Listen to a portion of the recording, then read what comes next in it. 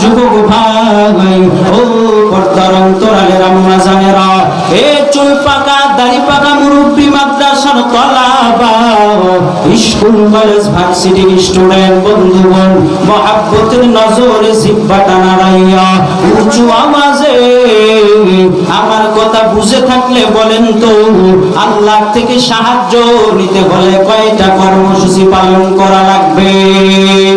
দুইটা কর্মসূচি।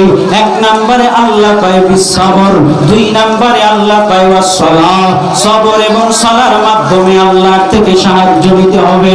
কারণ বান্দা জানো না, এই দুনিয়াওয়ালাদের থেকে যদি তোমরা সাহায্য নিতে চাও, এমপি মন্ত্রী তারপরে চেয়ারম্যানের থেকে সাহায্য নিতে হলে একটা কৌশল অবলম্বন করতে হয়, একটা তরিকার মাধ্যমে সাহায্য চাইতে হয়।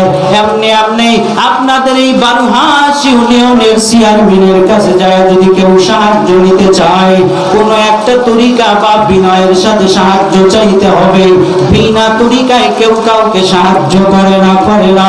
এই কারণে আল্লাহ কয়, হে ঈমানওয়ালারা, তোমরা যারা আমার থেকে সাহায্য নিবা, আমার থেকে সাহায্য নেওয়ার জন্য দুইটা কর্মসূচি পালন করো।